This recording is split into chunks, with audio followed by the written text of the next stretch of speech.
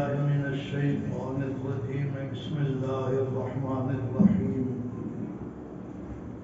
يا أيها الذين آمنوا اتقوا الله حق تقاته ولا تموتن إلا وأنتم مسلمون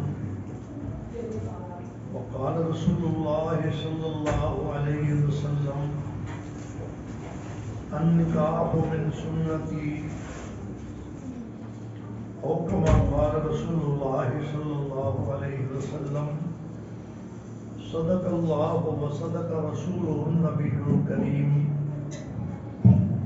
اللہم صل علی سیدنا ومولانا محمد وعلى آلہ وصحبہ وبارک وسلم اللهم صل على سيدنا ومولانا محمد وعلى آله وصحبه وبارك وسلم اللهم صل على سيدنا ومولانا محمد وعلى آله وصحبه وبارك وسلم سبحانك لا علم لنا إلا ما علمتنا إنك أنت العليم الحكيم رب اشرح لي صدري ويسر لي أمري واحلل عقدة من لساني يفقهوا قولي رب زدني علما رب زدني علما رب زدني علما استغفر اللہ ربی من کل ذنب واتوب الیہ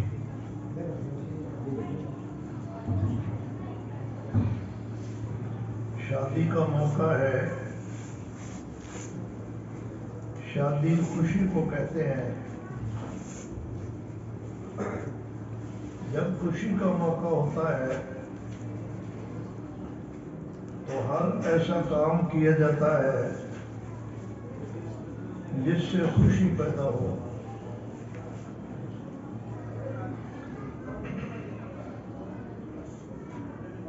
میں سب سے پہلے آپ حضرات کو اس بات پر مبارکباد دیتا ہوں کہ آپ نے ایسا انتظام کیا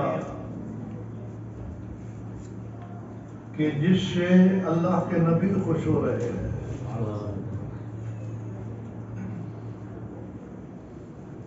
ہمارا معاشرے میں رواج ہے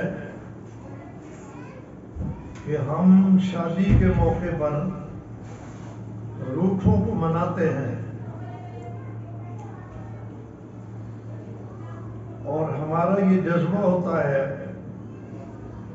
کہ کوئی ہمارا سجن ناراض نہ رہے. خوشی کا موقع ہے, اس میں سب کو خوش کرنا چاہیے. یہ بہت اچھی ریت ہے, اچھا رواج ہے. قریبی رشتہ دار ہیں, دور کے رشتہ دار ہیں, پڑوسی ہیں, دوست احباب ہیں, سب کو خوش کرنا چاہیے اور ایسے اقدامات کرنے چاہیے جس سے سارے خوش ہو جائیں. لیکن اس کا آغاز وہاں سے کرنا چاہیے کہ سب سے پہلے جو ہمارا سب سے زیادہ سجن ہے, جو سب سے زیادہ ہمارا قریبی ہے, زیادہ ہمارا خیر خواہ ہے, وہ خوش ہو جائے. تو ہم اپنے ابا سے شروع کرتے ہیں کہ ابا ہمارا سب سے قریبی ہے, وہ اگر ناراض ہے تو وہ راضی ہو جائے. پھپھو سے شروع کرتے ہیں, بہن سے شروع کرتے ہیں, چچے سے شروع کرتے ہیں اگر وہ ناراض ہو. لیکن ہم مومن ہیں, اللہ کا کرم ہے, اللہ نے ہمیں ایمان کی دولت دی ہے. ہمارا یہ یقین ہے کہ ہمارے سب سے زیادہ خیر خواہ اور سجن اللہ کے نبی ہیں. تو آغاز وہاں سے کرنا چاہیے کہ اللہ کے نبی کس طرح خوش ہوتے ہیں. اس کے بعد باقی دوست احباب رشتہ داروں کو خوش کرتے چلے جائیں، لیکن سب سے پہلا کام یہ کرنا چاہیے۔ اور اللہ کے نبی اس بات سے خوش ہوتے ہیں کہ آدمی اپنی خوشی آپ کے طریقے کے مطابق کرے، وہ اس سے خوش ہوتے ہیں۔ اگر ہم اپنی خوشی اپنی مرضی کے مطابق کریں، ہم اپنی خوشی اپنے رشتہ داروں کے منشا کے مطابق کریں، آگے آگے ہوتے ہیں، پیچھے آنے والوں اور آگے ہوتے ہیں، بیٹا آ جاؤ۔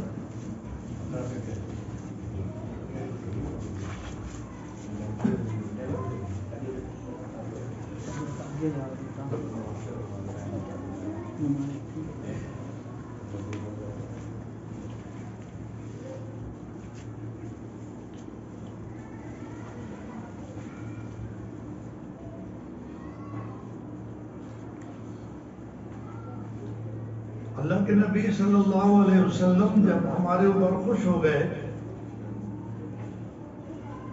تو ہمارے گھر سب کچھ آ گیا، ہمارا گھر بھی آباد ہو جائے گا،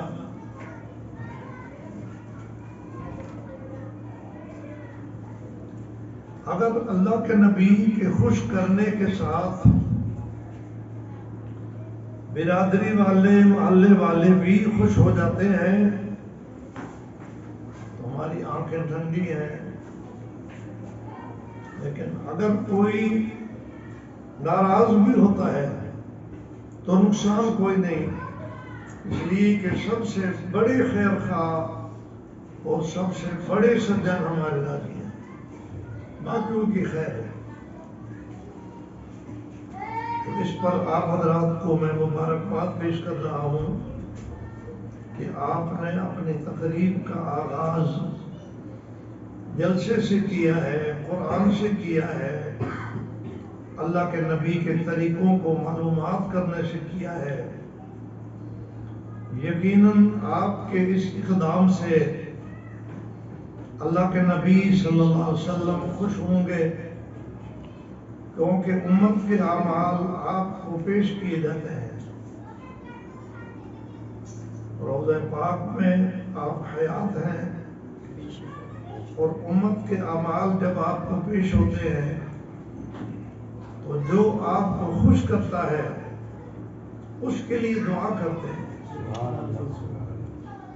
تو آپ کا یہ عمل جب اللہ کے نبی کے پاس جائے گا تو خوش ہوں گے اور آپ کے لیے دعا کریں گے، آپ کی دنیا بھی کامیاب ہو جائے گی، آخرت بھی کامیاب ہو جائے گی۔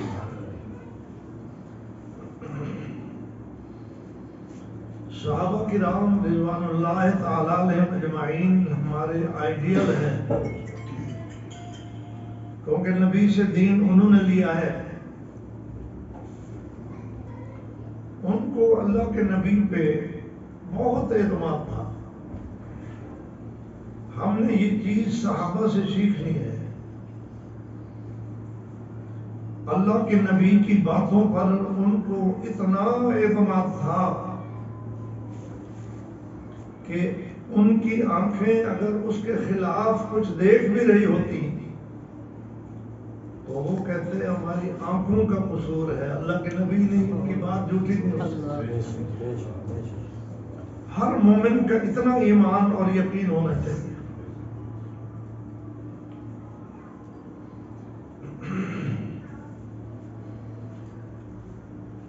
رسول پاک صلی اللہ علیہ وسلم نے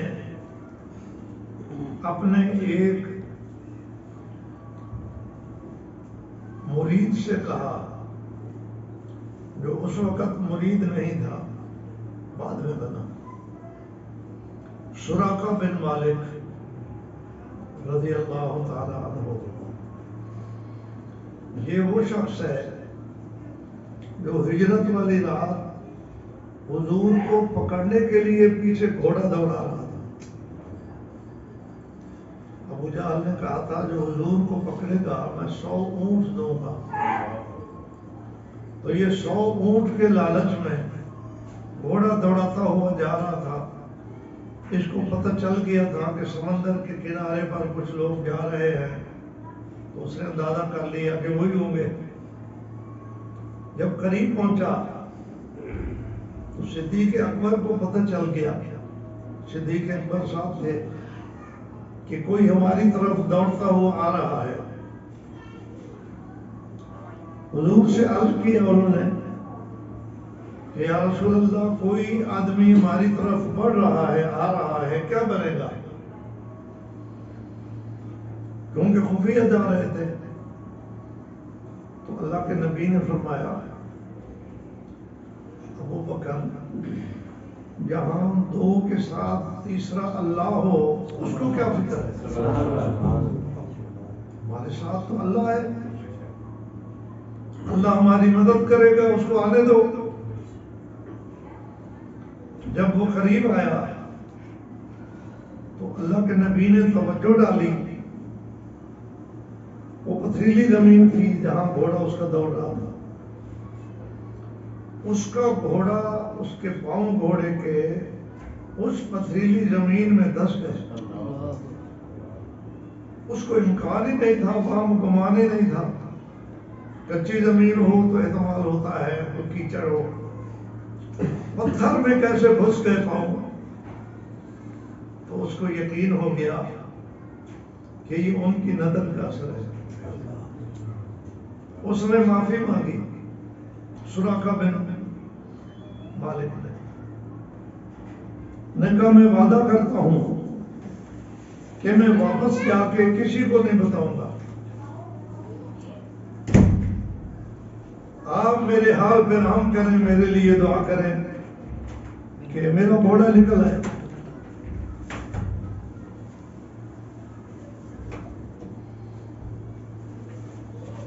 اللہ کے نبی نے اس کے لیے دعا فرمائی توجہ فرمائی اور اس کا گھوڑا پتھر سے باہر آ گیا.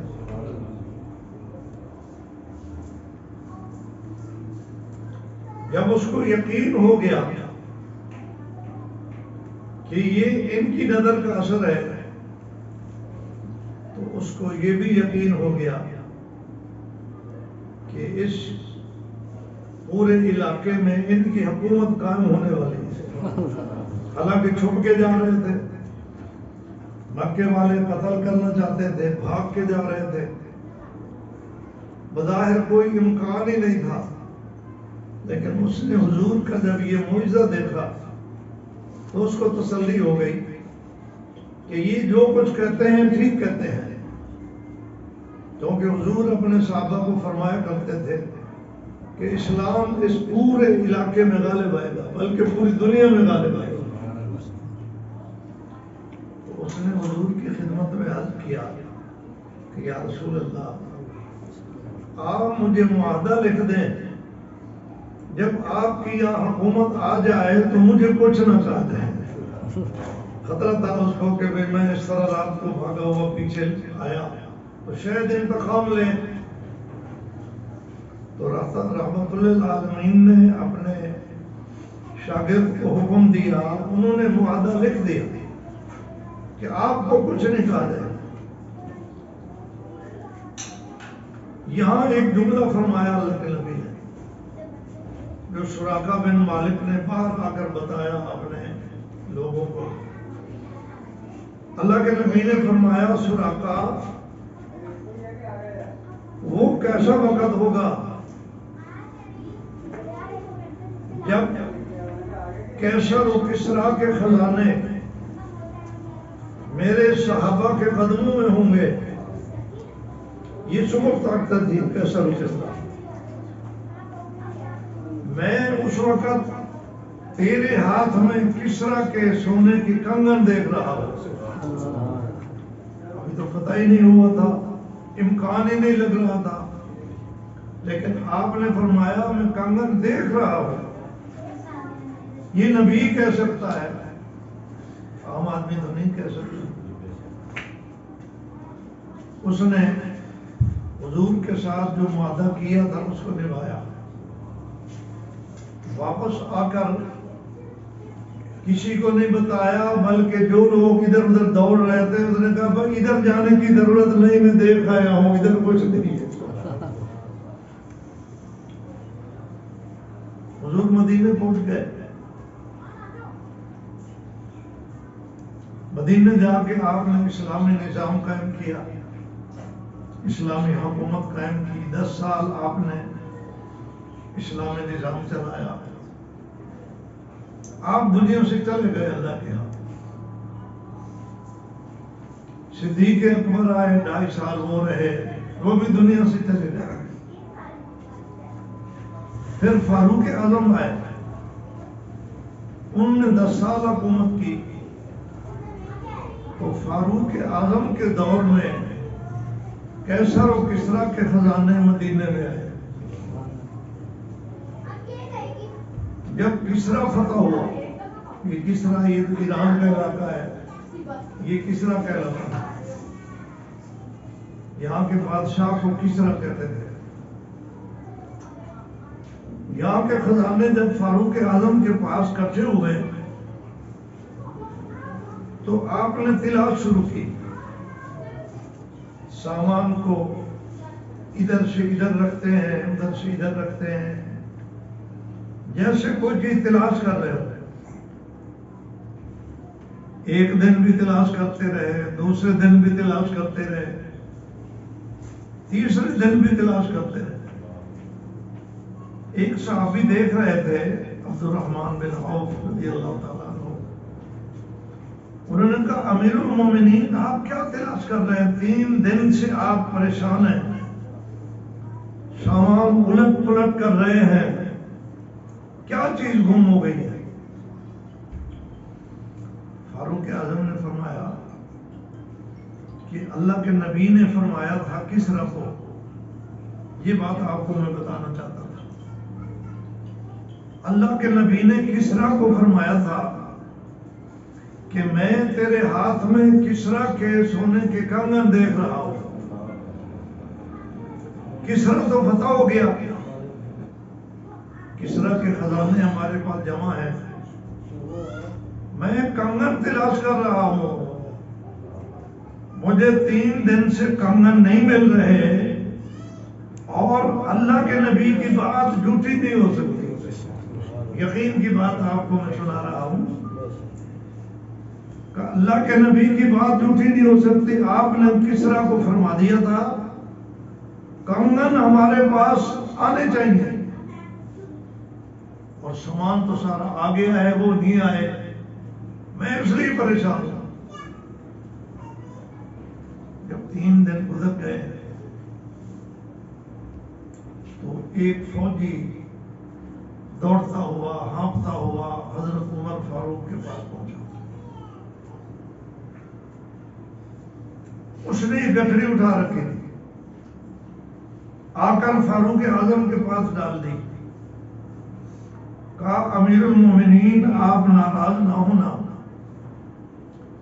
یہ سامان میرے پاس تھا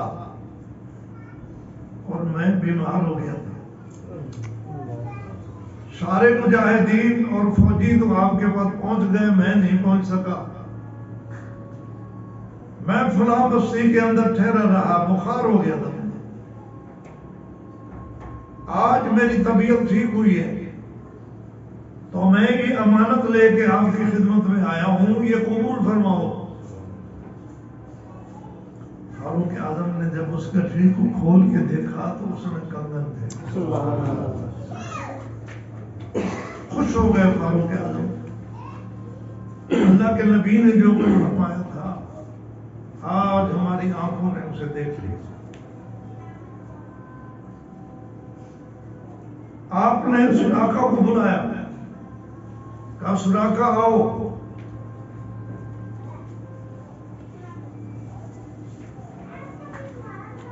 مرد کے لیے سونا پہننا جائز نہیں ہے،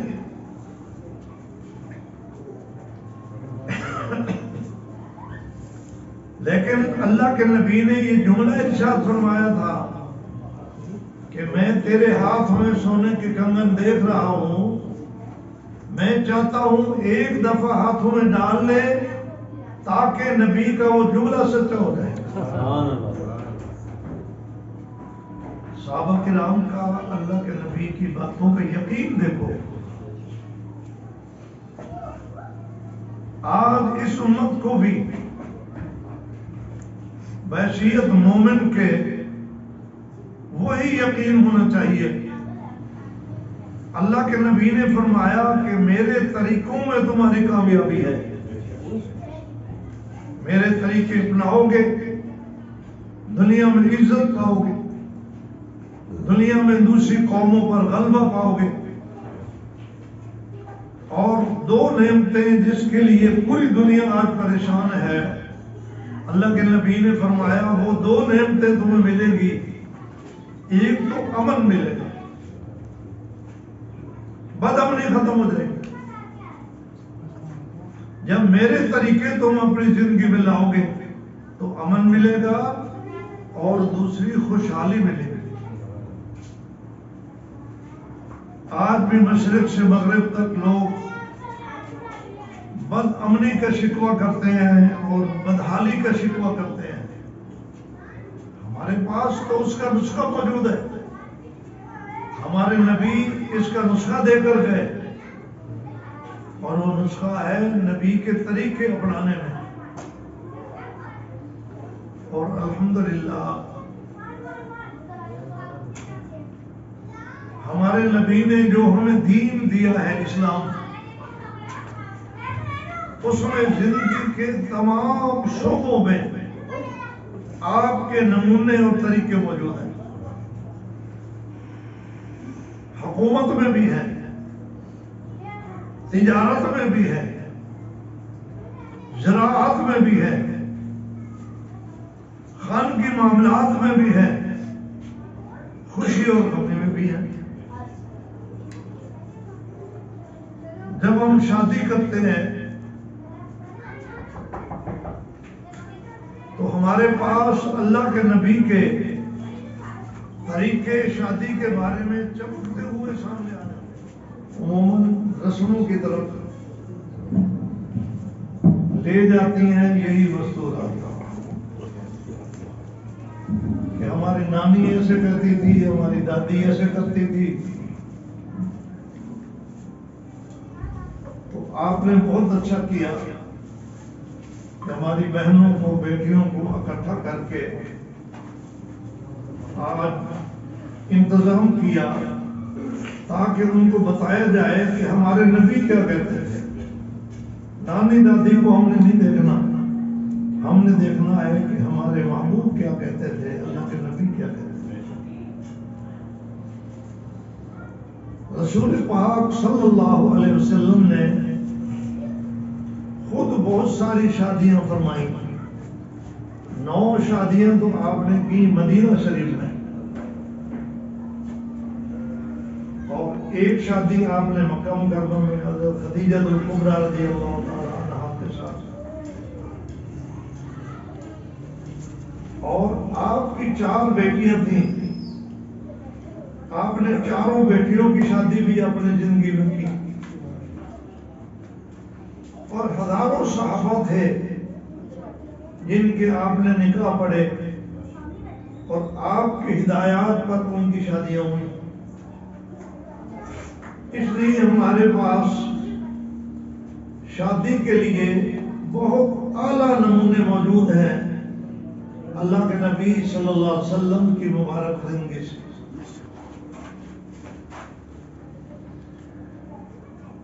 آپ کی تمام شادیوں میں اور تمام تقریبات میں جو ایک مشترکہ بات ہے وہ میں آپ کو بتاتا ہوں، وہ ہے سادگی۔ کیا کہا میں نے؟ سادگی۔ شادی وزن بھی ملتا ہے اس کا، شادی۔ اب شادی ہر دور میں اپنی اپنی ہوتی ہے۔ اس دور کی سادگی اور تھی، اس دور کی سادگی اور ہے، لیکن ہم یہ سمجھتے ہیں کہ سادگی کس کو کہتے ہیں؟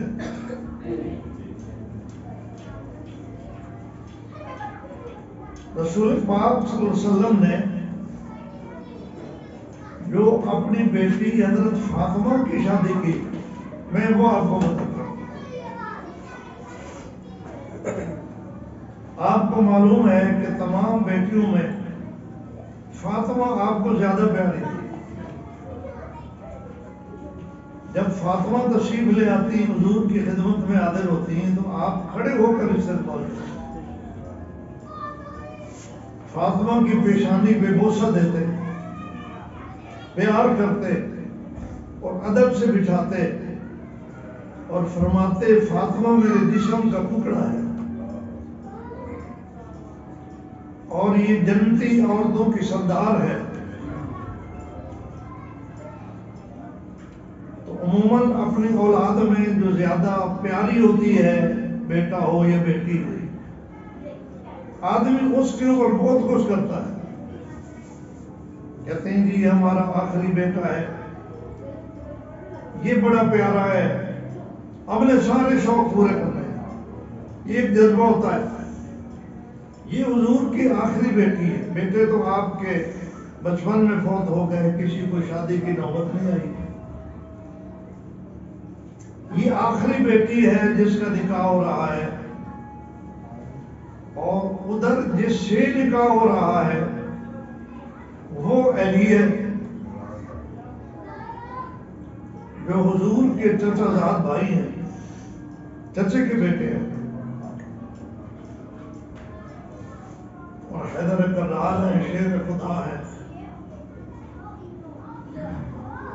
حضور پاک صلی اللہ علیہ وسلم نے حضرت فاطمہ سے فرمایا کہ بیٹی فاطمہ، میں اپنے خاندان میں ایک بہتر آدمی کے ساتھ تیرا نکاح کر رہا ہوں۔ پھر بتایا کہ علی کے ساتھ، کیونکہ اجازت لینی ضروری ہوتی ہے، اجازت لی، اور مسجد نبوی میں اللہ کے نبی نے خود نکاح پڑھا۔ آج کل ہم نکاح دوسرے سے اس لیے پڑھاتے ہیں کہ وہ مبارک شخصیت ہوتی ہے، اللہ کے نبی سے تو بڑی مبارک شخصیت ہی کوئی نہیں تھی، اس لیے آپ نے کسی اور کو دعوت نہیں دی، خود نکاح پڑھا۔ مسجد نبوی میں جب نکاح ہوا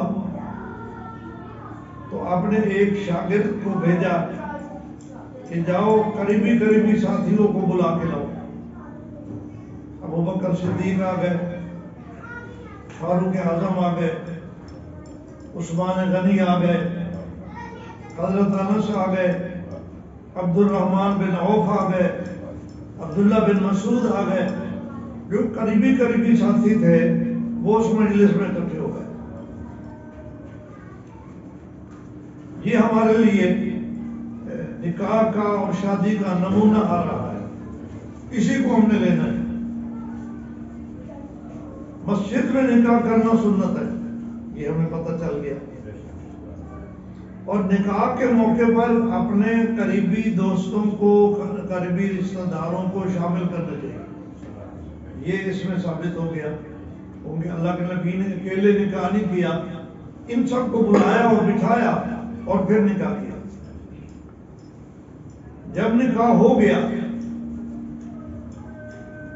تو حضرت علی سے آپ نے فرمایا کہ کچھ تقسیم کرو، تو حضرت علی نے اس نکاح کی تقریب میں کچھ تقسیم کیا، چھوارے تقسیم کیے، کوئی اور میٹھی چیز تقسیم کی۔ تو یہ سنت ہے نکاح کے موقع پر کوئی شاید حاضرین کو، شرکاء کو کھلا دی جائے۔ اس کے بعد علی سے یہ نہیں فرمایا کہ برات لے کر ہو، کیونکہ سب ساتھ ساتھی تھے، اگر دور کہیں جانا ہو پھر تو برات کی ضرورت ہے، لیکن وہ بھی ضرورت کے مطابق، لمبی چوڑی برات جس میں لمبے چوڑے خرچے ہوں اس کی ضرورت نہیں ہے۔ لیکن جب ایک ہی محلے کے اندر ہو، قریب ہو، تو پھر تکلف ہے کہ بھئی یوں گھما کر برات کو اور پھر گھر لایا جائے، اس کی ضرورت نہیں۔ حضور علیہ السلام نے کیا کیا؟ اپنی ایک باندی سے کہا کہ فاطمہ کا علی کے ساتھ نکاح ہو گیا ہے، تم میری بیٹی کو علی کے گھر پہنچا کے ہو۔ فاطمہ سے کوئی بڑی شان والی بیٹی بھی ہو، علی کو نہیں کہا کہ برات لے کر آؤ، تکلف کرو، بیٹی کو پہنچا کے ہو۔ تو حضرت علی کے گھر حضرت فاطمہ کو پہنچا دیا گیا۔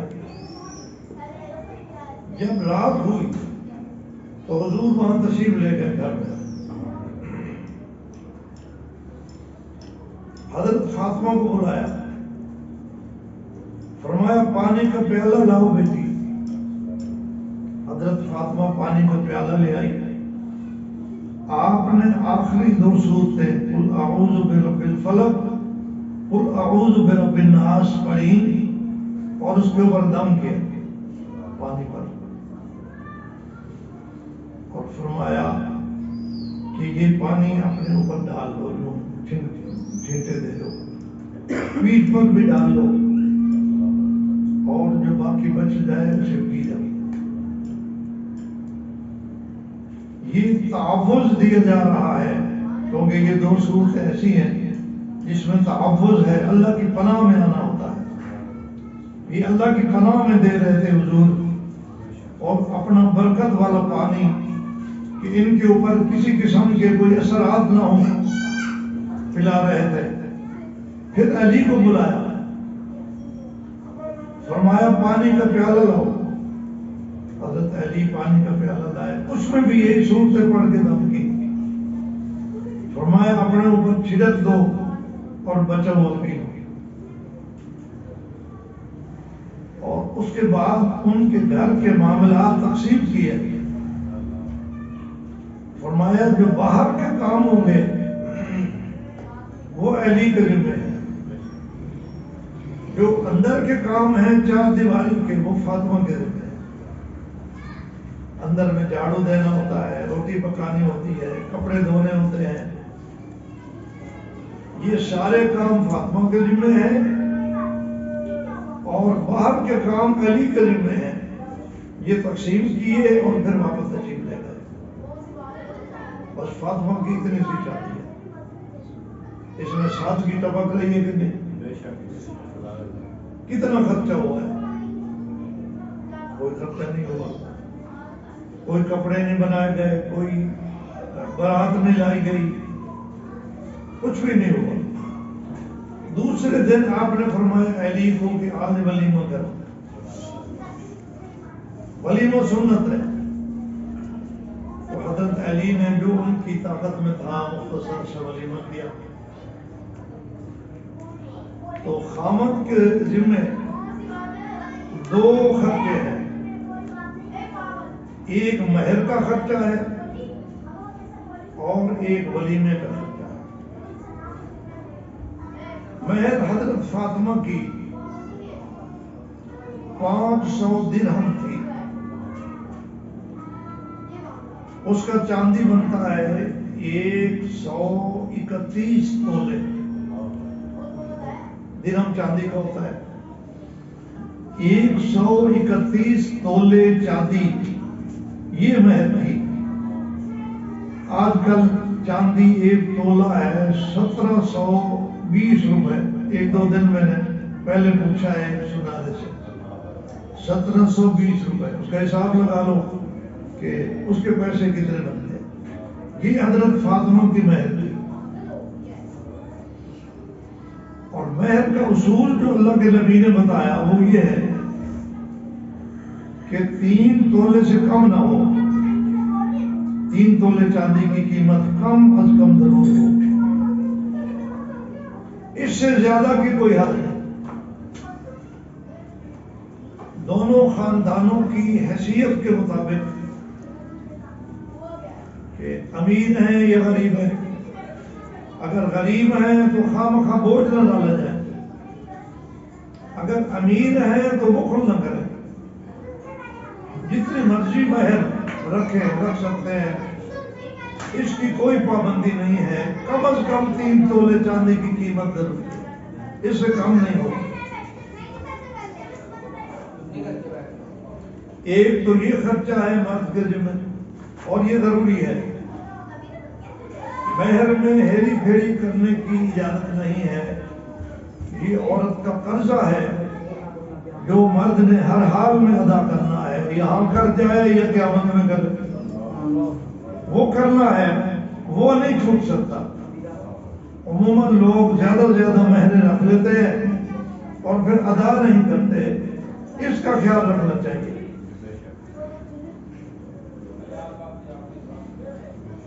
دوسرا خرچہ ہے ولیمے کا۔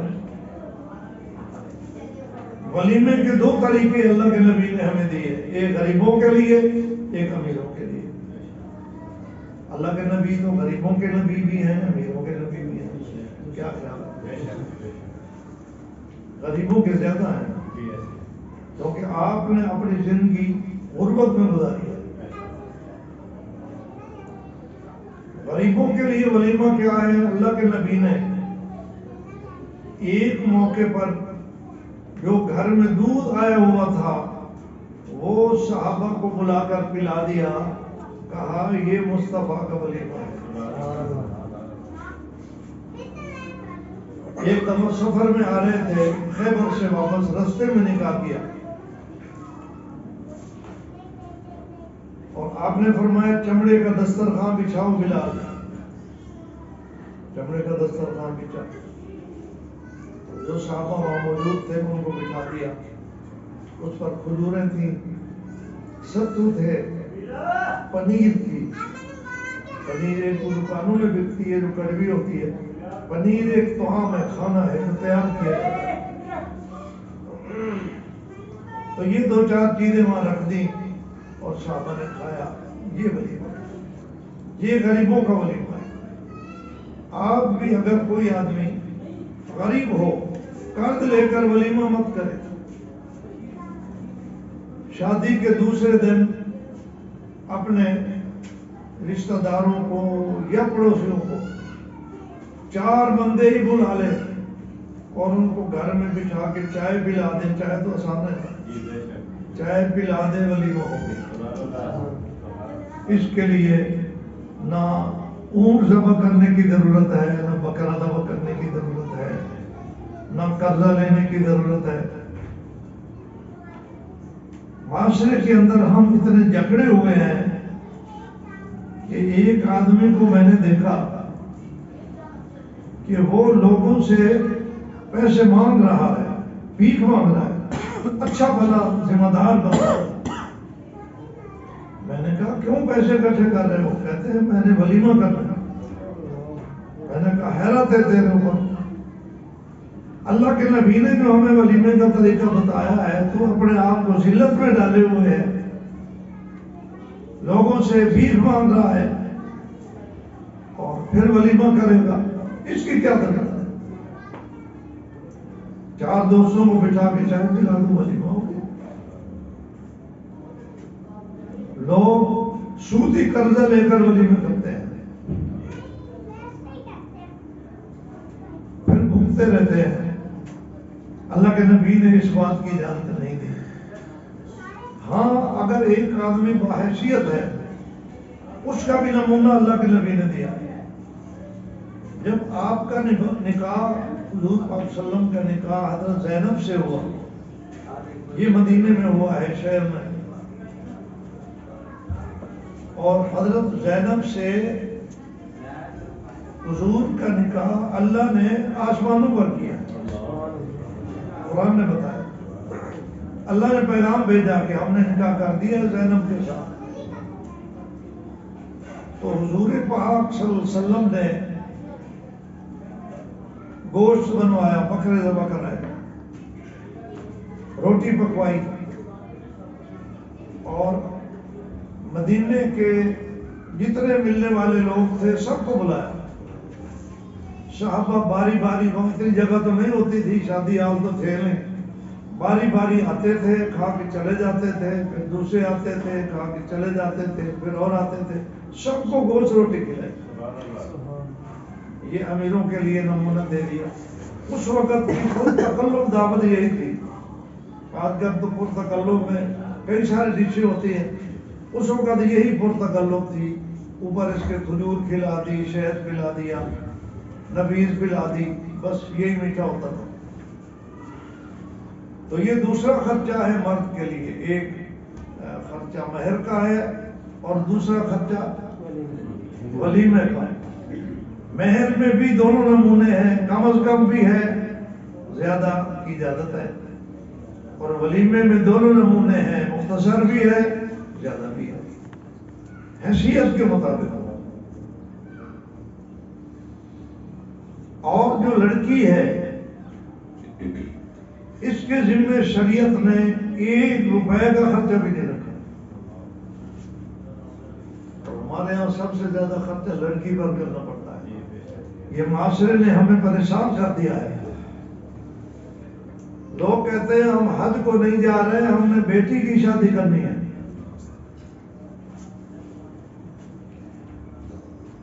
ہمارا گھر کرائے کا ہے، ہم گھر نہیں بنا رہے، ہم نے بیٹی کی شادی کرنی ہے۔ حیرت ہے کہ بیٹی کی شادی کرنے کے لیے اتنا پریشان ہے۔ اللہ کے نبی نے جو ہمیں نمونے دیے ہیں میرے دوستوں، بس ابھی ختم کرتے ہیں، نماز کر رہے ہیں، دیر ہو جائے گی۔ اللہ کے نبی نے جو ہمیں نمونے دیے ہیں اس میں لڑکی پر خرچہ ہی نہیں ہے۔ برات جو آتی ہے اس کو کھانا دینا بھی ضروری نہیں۔ آپ کے ملتان میں ایک خاندان ہے ریواڑی، جانتے ہو؟ بڑے مالدار لوگ ہیں، پورا محلہ ہے ریواڑیوں کا۔ میں بارہا وہاں گیا ہوں ان کے نکاحوں میں، نکاح پڑھنے کے لیے۔ ہمارے شاگرد بھی ہیں اس خاندان میں کافی سارے، تو وہ کہتے ہیں ہمارے ہاں طے ہے کہ لڑکی والے برات کو کھانا نہیں دیں گے۔ ہم نے وہی ہندوستان میں یہ بات طے کر لی تھی کہ ہمارے خاندان میں غریب بھی ہوتے ہیں، امیر بھی ہوتے ہیں، امیر کو دے لیں گے، غریب نہیں دے سکیں گے تو وہ شرمسار ہوں گے، قرضے اٹھائیں گے۔ تو ہم نے طے کر دیا ہے کہ برات کو کھانا ہم نے نہیں دینا، وہ اپنا انتظام کریں۔ آج تک ان کا یہ طریقہ چلا آ رہا ہے۔ کراچی سے بھی براتیں آتی ہیں، تو جو کراچی سے برات لے کے آتا ہے وہ کھاتا پیتا آدمی ہوتا ہے، وہ یہاں اپنا کرائے پر یا کسی دوست سے مکان لیتے ہیں، اس میں برات ٹھہراتے ہیں، اپنا کھانا کھلاتے ہیں۔ برات کو لڑکی والے کوئی خرچہ نہیں کرتے، کوئی کھانا نہیں کھلاتے۔ ان کے لیے شادیاں کتنی آسان، اور جہیز دینا بھی کوئی ضروری نہیں۔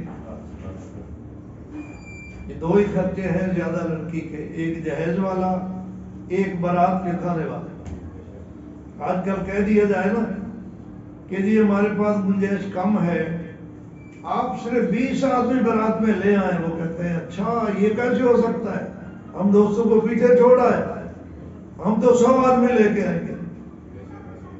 اس بیچارے کا ٹنڈا نکال دیتے ہیں۔ لڑکی بھی اس نے 20 سال پال پال کے پڑھا کے تیرے حوالے کی ہے، اب اس کو مقروض بھی کر رہا ہے کہ یہ قرضہ اٹھائے اور ہماری برات کو کھانا دے۔ یہ کتنی بڑی زیادتی ہے۔ اس لیے یہ دونوں خرچے شریعت میں نہیں ہیں۔ ہمارے ایک دوست تھے، ابھی زندہ ہیں الحمدللہ، بڑے مشہور عالم ہیں، وہ بتا رہے تھے کہ میری بیٹی جب بالغ ہوئی تو ہم نے عصر کی نماز پڑھی مسجد میں۔ میں نے اپنے بھائی سے کہا کہ آپ کا بیٹا بھی بالغ ہے، میری بیٹی بھی بالغ ہے، اس سے بہتر اور کون سا رشتہ ہو سکتا ہے، تو ہم رشتہ نہ کر لیں آپس میں؟ اس نے کہا بالکل کر لیں۔ تو میں نے کہا پھر دیر کیا کرنی ہے، بلاؤ 2-4 بندوں کو، ابھی نکاح کرتے ہیں۔ اچانک کہتے وہیں بیٹھے بیٹھے ہم نے نکاح کر دیا، اور میں نے گھر میں جا کے اپنی بیوی کو کہا کہ میں نے بیٹی سے اجازت تو لے لی، میں نے نکاح کر دیا ہے، اب بیٹی کو رخصت کرنا ہے، جب نکاح ہو گیا ہے تو پھر انتظار کس بات کا؟ اس نے کہا ہم نے کپڑے ہی نہیں بنائے، ہم نے تیاری نہیں کی، تو کیسے روانہ کر دوں؟ میں نے کہا میری بیٹی نے کپڑے نہیں پہنے ہوئے، ہمارے گھر میں جو کپڑے اس نے پہنے ہوئے ہیں، جو اچھے کھاتے پیتے گھرانے ہوتے ہیں ان کے ہر وقت اچھے ہی ہوتے ہیں کپڑے، تو پھٹے پرانے تو نہیں ہوتے، وہ اچھے کھاتے پیتے مشہور آدمی ہیں۔ نے کہا ہماری بیٹی نے خوبصورت کپڑے پہنے ہوئے، اچھے کپڑے پہنے ہوئے ہیں، انہی کپڑوں میں بھیج دو۔ ہم نے ایک اپنی برادری کو نمونہ دینا ہے کہ ایسی بھی شادی ہو سکتی ہے، اس کے بعد ہم اپنی بیٹی کو جو مرضی دیتے رہیں گے۔ وہاں چیچا وطنی میں ایک ہمارے دوست تھے، انہوں نے اپنی بیٹی کی شادی کی، انہوں نے مجھے بتایا کہ میں نے کوئی جہیز نہیں دیا، میں نے 10 لاکھ روپیہ دیا اپنی بیٹی کو، یعنی بہت سارے سال ہو گئے، 10 لاکھ بہت بڑی قیمت تھی اس وقت۔ انہوں نے کہا میں نے جہیز اس لیے نہیں دیا کہ جس گھر میں جا رہی ہے یہ سب کچھ وہاں موجود ہے، کپڑے بھی موجود ہیں، پیٹیاں بھی موجود ہیں، ڈنر سیٹ بھی موجود ہیں، یہ وہاں پڑے رہیں گے صرف سوا رواج کے اور کچھ نہیں۔ میں نے اس کی بجائے اس کو نقد پیسے دے دیے ہیں کہ اپنا کاروبار کر لے، میں نے 10 لاکھ اس کو دے دیا، تو اپنی بیٹی کو جتنا مرضی دے، ساری زندگی دیتا رہتا ہے، بیٹیاں تو آتی رہتی ہیں لیتی رہتی ہیں، لیکن شادی کے موقع پر لوگوں کو دکھانے کے لیے، رسم و رواج پورا کرنے کے لیے جہیز کو بنانا اور لمبے چوڑے انتظام کرنا، اس سے ہمیں بچنا چاہیے، اس سے شادی آسان ہو جائے گی۔ اللہ ہمیں توفیق نصیب فرمائے۔ وآخر دعوانا ان الحمدللہ رب العالمین۔ جنہوں نے بیعت ہونا یہاں قریب بیٹھ جاؤ، کپڑا کمال پر ہے جو پیسے کلمات کہتے جائیں، یہ کپڑا لے لو، یہ بابا آج بھی آج بیعت ہوتا ہے، باقی توبہ کے کلمات جو کہنا چاہتے ہیں وہ بھی کہہ رہے ہیں، صاحب جو بیعت نہیں ہونا چاہتے توبہ کے کلمات وہ بھی کہہ لیں، اللہ توبہ قبول کرے گا۔ ہماری بیٹیاں جو بیعت ہونا چاہتی ہیں وہ ساتھ ساتھ کلمات کہتی رہیں گی تو ان کی بھی بیعت ہو جائے گی۔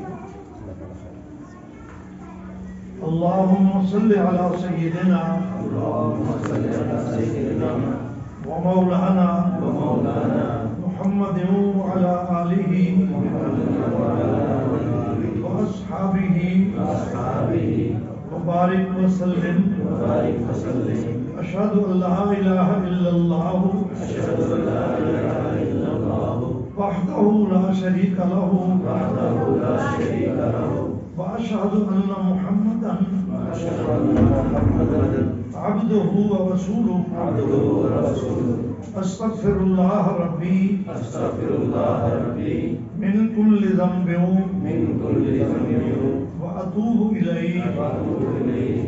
آمنت باللہ وملائکتہ وکتبہ ورسلہ والیوم الآخر والقدر خیرہ وشرہ من اللہ تعالی والبعث بعد الموت۔ اے اللہ ہم تمام گناہوں سے توبہ کرتے ہیں، کفر سے توبہ کرتے ہیں، شرک سے توبہ کرتے ہیں، حرام مال سے توبہ کرتے ہیں، برے کام سے توبہ کرتے ہیں۔ اللہ ہماری توبہ قبول فرما۔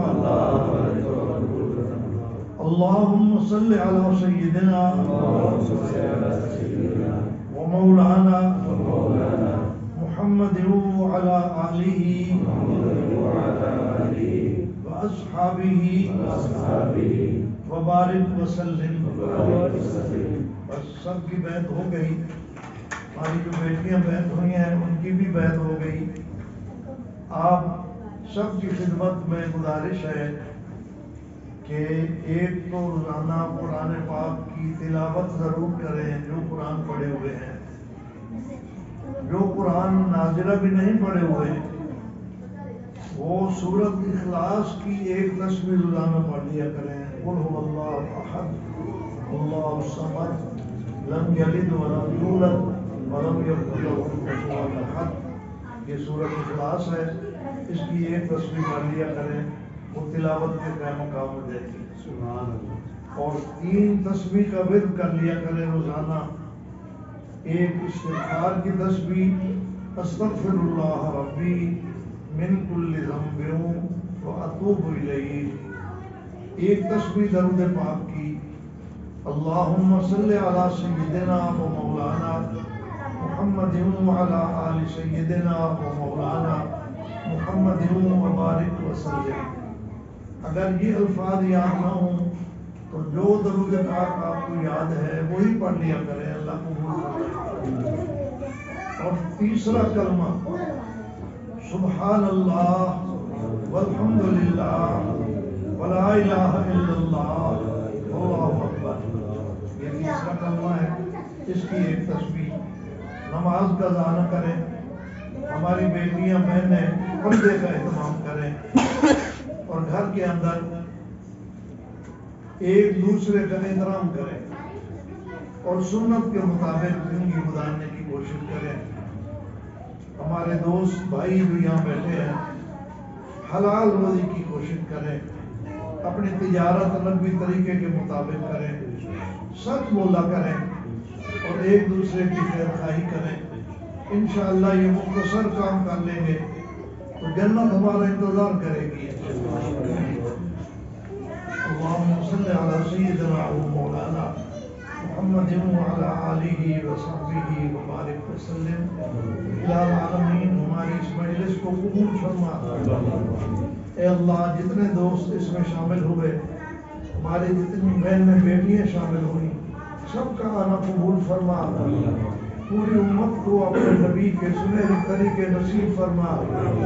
اے اللہ ہمیں توفیق عطا فرما کہ ہم تیرے محبوب کے طریقے پر خوشیاں منائیں, تیرے محبوب کے طریقے پر تجارت کریں, تیرے محبوب کے طریقے پر کھائیں پیئیں سوئیں سفر کریں تعلقات رکھیں. اے اللہ پوری زندگی میں تیرے محبوب کے سنہری طریقے ہمیں نصیب ہو جائیں. اللہ ہمارے ان بھائیوں کی شادی میں برکات عطا فرما, ان کی برات میں اور ان کی شادی کے سارے معاملات میں خصوصی رحمتیں نازل فرما. اور جو جوڑا ہے جہاں اکٹھا ہونے والا ہے خاوند بیوی, ان کی آپس میں محبت عطا فرما اور ان کی مستقبل والی زندگی کو روشن فرما, خوشحالی عطا فرما, پرسکون بنا, ہر قسم کے غلط اثرات سے حفاظت فرما, پورے خاندان کو آپس میں محبت عطا فرما. صلی اللہ تعالی علی خیر خلقہ محمد وعلی آلہ و اصحابہ.